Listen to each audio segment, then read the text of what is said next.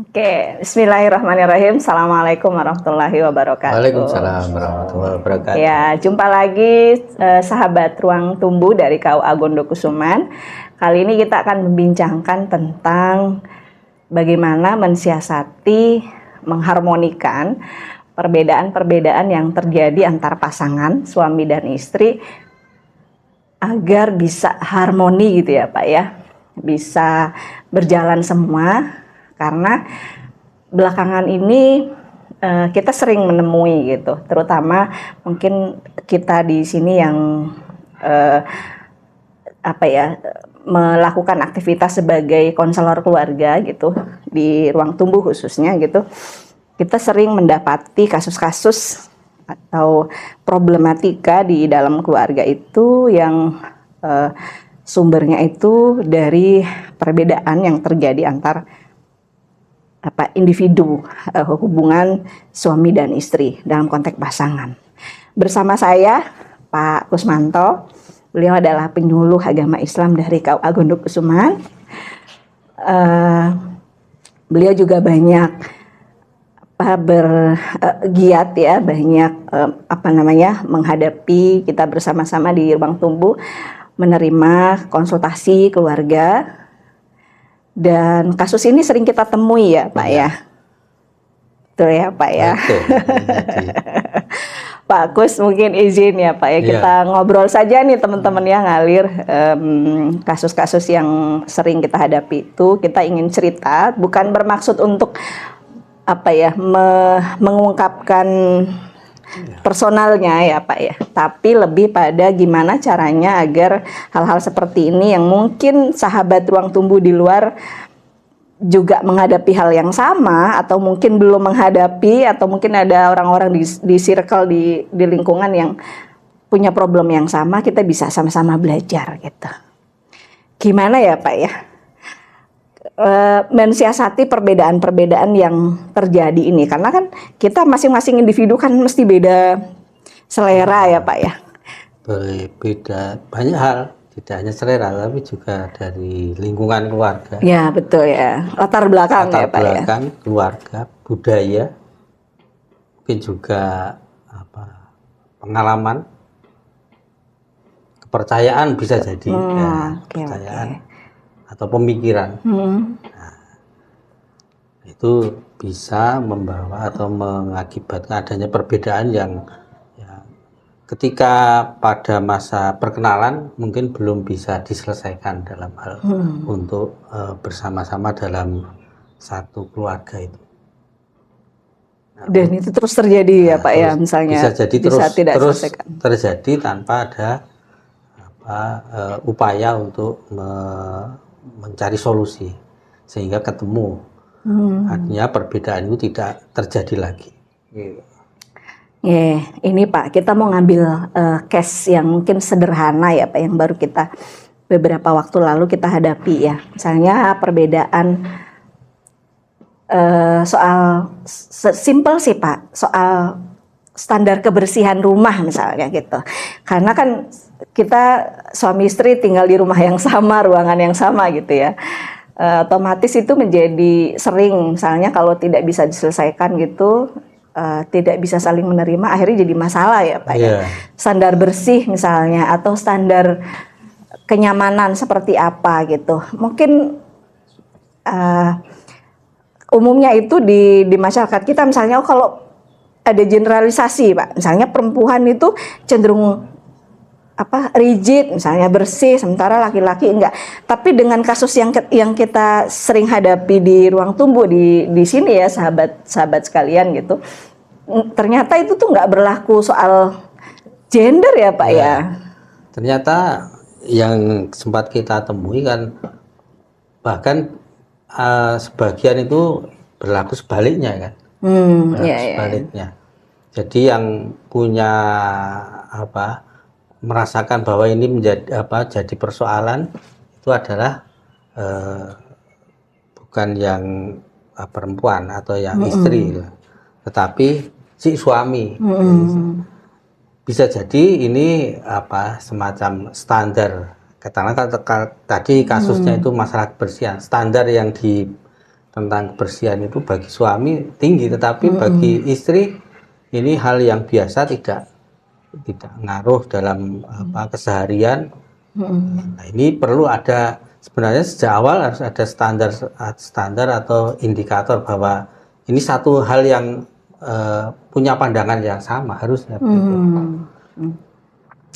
Kira-kira ya Pak ya, kalau misalnya terjadi seperti ini tuh, artinya kan harus ada titik temu ya, karena tidak mungkin misalnya yang punya standar A memaksakan pada pihak lain, katakanlah suami atau istri itu untuk juga menggunakan standar A, karena bagaimanapun kita datang dari berbeda latar belakang, misalnya dari didikan keluarga gitu ya. Dari kecil kita dibentuk, kemudian juga faktor lingkungan, ada juga misalnya faktor pengetahuan juga pasti mempengaruhi ya Pak ya, misalnya knowledge tentang itu gitu. Sementara misalnya yang satu belum terpapar katakanlah knowledge tentang itu gitu. Nah itu gimana biar ini nggak jadi trigger pemantik sehingga terjadi masalah yang lebih besar. Misalnya ada, kalau istilah di keluarga itu ada apa ya, masalah yang numpang gitu ya, yang tadinya nggak masalah kemudian jadi masalah gitu. Kalau mungkin dari sudut pandang laki-laki ya Pak ya, kan kita mencoba untuk menghadirkan sudut pandang dari suami dan istri sebagai perempuan dan laki-laki. Kalau dari umumnya Pak, dari suami atau misalnya dari laki-laki seperti apa Pak kalau menghadapi kayak gitu itu? Nah, seharusnya sebenarnya ada dua cara. Yang pertama, dua-duanya itu harus saling memahami, kemudian bisa mencari satu titik temu atau kompromi. Sehingga terjadi satu kesamaan pandangan, satu mungkin standar kaitannya dengan kebersihan tadi ya, sama.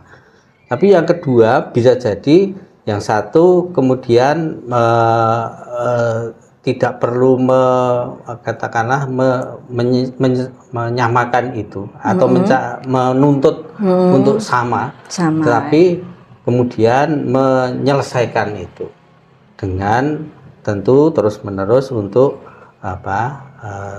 karena tadi salah satu pihak itu kan sudah terbawa pada pola tertentu yang itu bisa jadi untuk mengubah kepada satu pemahaman yang sama perlu waktu yang lama. Nah, sehingga tidak langsung dibawa kepada itu menjadi satu persoalan, satu permasalahan, tetapi tentunya yang satu harus dengan cepat menyelesaikan itu. Itu. Tapi mungkin dari sisi kalau Bu Jamilah mungkin ada pandangan lain ya. Jadi kalau saya, yang pertama tentu dua-duanya harus mencari satu titik temu. Tapi kalau itu pun sulit dilakukan, bukan berarti kemudian tidak ada upaya menyelesaikan kaitannya dengan misalnya masalah kebersihan itu ya, masalah kebersihan kemudian ya diabaikan begitu saja, bukan.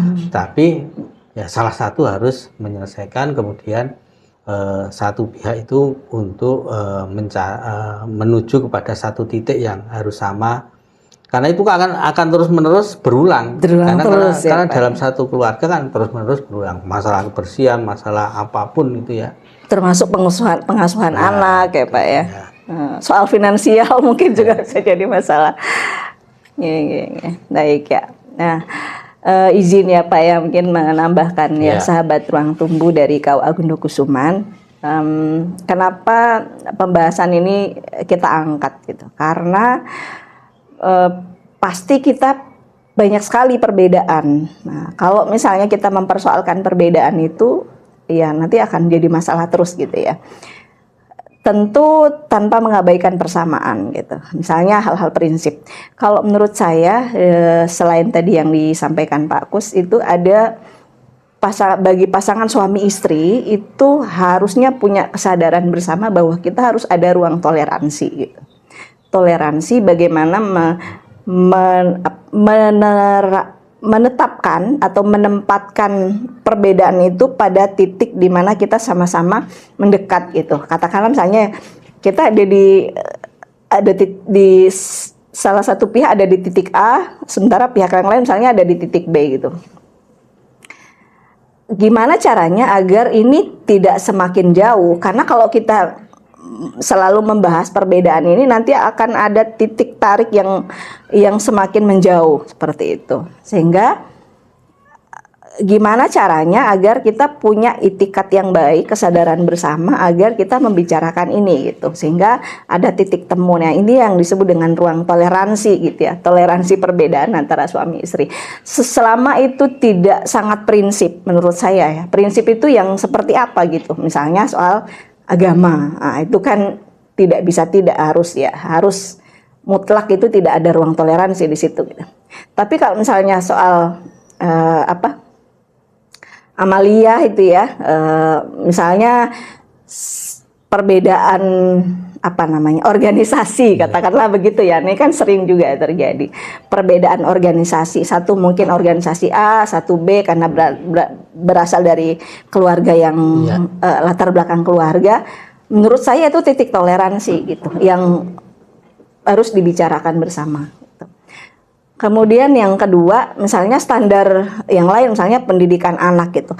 Ada kesepakatan-kesepakatan tertentu yang memang secara mutlak kita sepakati, misalnya prinsip kejujuran dan seterusnya gitu. Nah, itu harus dipegangi dan itu mutlak harus sama gitu persepsinya. Tapi kalau misalnya soal pengasuhan anak, misalnya kalau sederhana sih, hujan-hujanan boleh sama yang nggak boleh gitu. Nah, ini kan sering ya Pak ya. Jadi, nah itu kan harusnya bisa dibicarakan gitu. Apalagi misalnya soal kebersihan gitu. Kalau kebersihan itu ada titik toleransi. Misalnya selama tidak membahayakan nyawa gitu. Tidak mengancam, misalnya licin itu kan bisa membahayakan, itu masih ruang toleransi ya Pak ya standarnya. Tapi kalau misalnya ada yang sangat detail bersihnya, ada yang enggak gitu. Nah, itu menurut saya tinggal bagaimana cara menyempurnakannya dan meregulasi bersama bahwa oh ini kamu titiknya yang ini yang kamu sempurnakan, ini bagian saya. Jadi saling mengenali sederhananya kekuatan dan keterbatasan kita masing-masing antar pasangan. Seperti itu. Jadi gimana caranya menghadirkan ruang toleransi bersama terkait dengan perbedaan. Kalau persamaan sih no problem ya Pak ya. Kita semua sepakat ya, nggak ada masalah itu. Nah, ruang toleransi itu kan ya sepanjang perkawinan mesti dalam keluarga mesti ada, harus ada itu, karena mesti walaupun sudah dalam jangka masa perkawinan yang lama pun mesti ada perbedaan yang muncul ya kan? Dan kalau tadi misalnya yang kita bahas itu misalnya ya dalam keluarga yang muda itu masih sangat bisa jadi masih banyak ditemui gitu, dalam keluarga muda, karena dalam perjalanan keluarga itu mungkin di masa-masa awal dalam berkeluarga ataupun sebelumnya masa perkenalan itu kan tidak semua hal yang bersifat perbedaan itu muncul, ya kan? Jadi maka tadi kalau Bu Jamilah mengatakan ada ruang toleransi, ya itu harus terus dikawal untuk mencapai satu titik temu. Harusnya kan saling menarik, mendekat ya Pak ya, betul. Ya, bukan makin menjauh. Artinya kalau makin menjauh berarti kan persoalan itu makin perbesar, makin berjarak jadinya ya Pak ya, sehingga tidak akan ketemu antara katakanlah A dengan B, itu kan nggak akan ketemu untuk persoalan yang muncul dalam keluarga. Ya. Menarik ya teman-teman ya, ngomongin soal perbedaan ini. Tapi ada banyak juga pasangan yang kemudian gagal ya Pak ya untuk mencari titik temu gitu, menemukan ruang istilah kita ruang toleransi itu tadi ya. Gimana biar mereka duduk bersama. Menurut saya yang paling penting itu untuk menemukan, karena kan nggak mungkin orang kemudian tiba-tiba punya kesadaran untuk sadar oh iya kita harus ada nih misalnya di titik tengah gitu. apa ya Pak yang misalnya dua-duanya belum punya kesadaran gitu, atau paling tidak masih ada baru satu gitu yang misalnya salah satunya yang menyadari bahwa kita harus ada titik temu. Gimana caranya menyampaikan pada pasangan agar mau terbuka gitu Pak dengan hal-hal seperti itu tuh? Karena ternyata nggak soal lama atau baru nikahnya ya Pak ya. Banyak juga yang pernikahan yang panjang tapi juga ternyata gagal gitu untuk menemukan ruang toleransi sehingga perbedaan menjadikan kemudian berpisah dan seterusnya. Jadi untuk mencari satu titik temu memang tidak mudah. Yang pertama mungkin karena di antara pasangan itu bisa jadi kan ruang toleransinya juga tidak sama. Tidak sama ya, betul maka ya.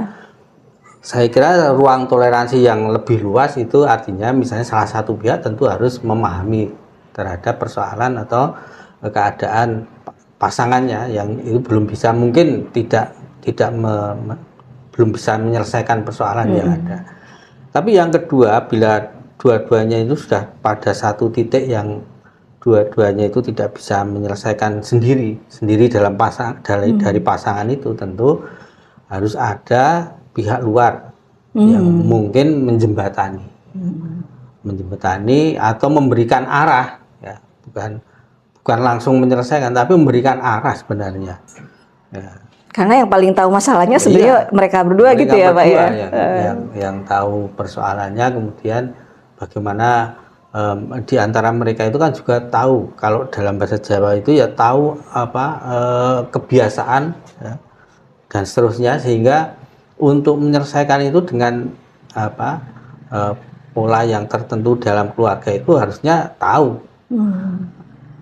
Apakah misalnya dengan cara yang santai, dengan pembicaraan yang santai dan di suasana yang longgar, dan kan tidak mungkin misalnya pihak luar atau misalnya kita sebut konselor atau apapun itu ya, itu langsung menunjukkan oh begini. Karena persoalan demikian pun yang akan menyelesaikan ya pasangan itu. Betul ya. Mereka lah yang tahu problem persisnya ya Pak ya, sehingga konselor ya memandu saja mungkin ya Pak, menunjukkan ya. Nah, sahabat sekalian, sahabat ruang tumbuh dari KUA Agundokusuman ya, terkait dengan perbedaan ini seperti yang tadi disampaikan Pak Kus, menurut saya salah satu juga hal yang penting bagi pasangan untuk disadari bahwa ketika kita mendapati sesuatu yang mungkin tidak sepenuhnya bisa kita terima, kita bisa mengembalikan pada niat ya, bahwa kita menikah itu tujuannya adalah untuk ibadah gitu. Sehingga apakah itu persamaan atau perbedaan, ini jadi kayak ingat waktu dulu Pak temukan perbedaan gitu. Nah, pertama adalah mengembalikan pada niat ya. Sekali lagi bahwa niat itu mendriver semua aktivitas yang kita lakukan, termasuk hal-hal yang tidak menyenangkan yang mungkin kita jumpai dalam rumah tangga. Entah itu mungkin kekurangan pasangan kita, entah itu mungkin di luar konteks pasangan kita, tapi mungkin dari keluarga berdua gitu dan seterusnya gitu. Jadi mari kita sadari penuh bahwa kita harus kembali pada niat ketika menghadapi sesuatu dan mungkin belum bisa kita selesaikan saat itu juga gitu ya Pak ya. Karena kadang kita menghadapi masalah itu nggak ujuk-ujuk selesai gitu. Kadang butuh waktu, mungkin kita butuh Pak ya, kembali dulu, melakukan yang lain dulu dan seterusnya gitu. Atau bahkan kita perlu cerita dulu gitu, termasuk mendatangi konselor ini juga, konselor keluarga atau misalnya guru atau kiai atau siapapun itu gitu, yang menurut sahabat-sahabat ruang tumbuh itu bisa membantu gitu, membantu untuk menemukan solusi. Karena tentu bukan konselor yang menemukan solusi, teman-teman sendiri, kita sendiri yang tahu persisnya konteks problem di keluarga kita, tapi kita bisa dengan kita berdialog, berbicara gitu, membuka ruang diskusi, kita bisa menemukan itu gitu. Jadi kembali ke niat menikah itu ya Pak ya. Karena tentu Rasulullah menyampaikan bahwa segala sesuatu tuh sangat tergantung pada niat kita, termasuk pahala-pahala yang kita dapatkan ketika kita menjalankan ibadah.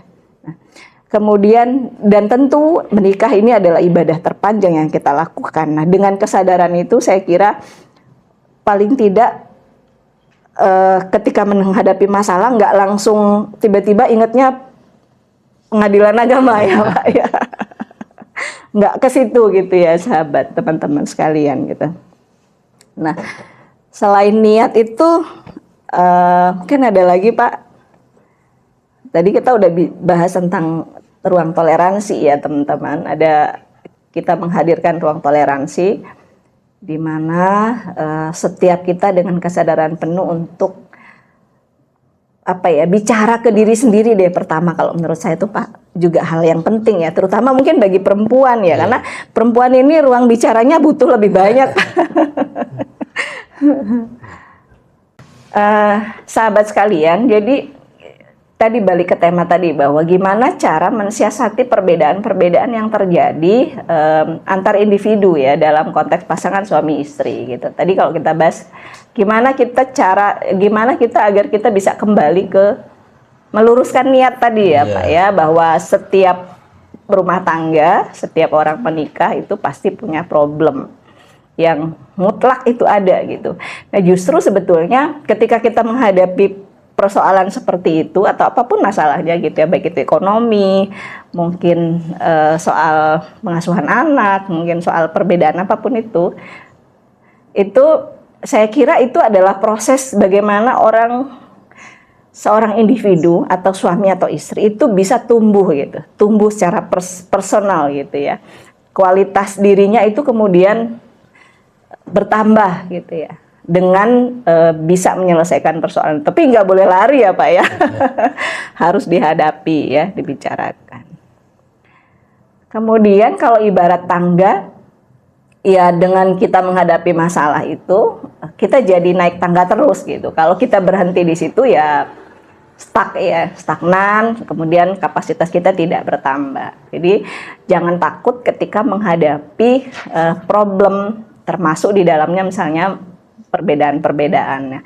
Perbedaan itu tidak untuk kemudian menjadikan kita berpisah atau bahkan mungkin pertengkaran dan seterusnya. Justru bagaimana cara menemukan titik temu dengan menghadirkan ruang toleransi antara baik itu suami ataupun istri, sehingga kita sama-sama berada di tengah.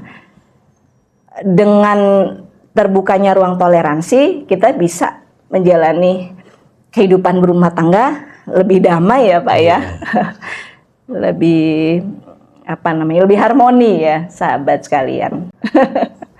Saya kira perlu menghadirkan lagi bahwa kadang yang kita temui itu seolah-olah dalam keluarga itu di antara pasangan itu menganggap dirinya itu tidak tumbuh bersama. Betul ya. Jadi ya sebagai istri ya istri, tapi yang suami ya suami, tetapi pasangan itu tidak tumbuh bersama. Penting sebenarnya tumbuh bersama itu karena ini pasangan, bukan kemudian, bahkan apalagi misalnya menganggap sudah menikah tapi hidupnya semacam atau seolah-olah sendiri-sendiri. Jadi tidak menganggap persoalan ya. Kalau itu tadi dari saat pasangannya itu menganggap persoalan, tapi yang lain menganggap itu bukan persoalan. Itu nanti tumbuhnya tidak bisa bersama-sama. Artinya yang satu bahasanya yang satu cuek, yang satu ini perlu satu perhatian, keseriusan untuk diselesaikan, tapi yang satu berarti kan tidak ada satu kesamaan dalam keluarga. Ini saya kira yang kita temui beberapa kali itu seolah-olah keluarga itu ya tumbuhnya sendiri-sendiri, hidupnya sendiri-sendiri. Bisa dibilang itu serumah tapi tak ramah ya Pak. Saya kira itu namanya. Ya. Baik, terima kasih sahabat Ruang Tumbuh. Terima kasih Pak Kus menjadi teman bincang hari ini tentang keluarga ya, dari persembahan dari Ruang Tumbuh KUA Gondokusuman. Buat sahabat sekalian yang ada dimanapun yang menyaksikan, jangan lupa like ya, komen, subscribe. Boleh juga usul tema di kolom komentar. Mungkin ada bahasan-bahasan yang pengen kita bahas, kita hadirkan, jangan sungkan-sungkan untuk tulis aja di kolom komentar. Nah, yang terakhir, Ruang Tumbuh layanan konseling dan konsultasi ini juga bisa diakses dimanapun, bisa lewat offline ya, yang mungkin ada di sekitaran Jogja, wilayah DIY, dan juga tentu bisa juga melalui layanan online. Jangan khawatir, jadi teman-teman dimanapun, mau di dalam negeri, di luar negeri, silahkan akses, feel free, dan insya Allah kita tidak ada pungutan ya, gratis untuk siapapun tanpa pengecualian. Demikian untuk perbincangan pada hari ini, mudah-mudahan bermanfaat bagi kita semua. Salam sehat ya, tetap sakinah bersama pasangan, sejahtera lahir dan batin. Terima kasih. Assalamualaikum warahmatullahi wabarakatuh. Waalaikumsalam.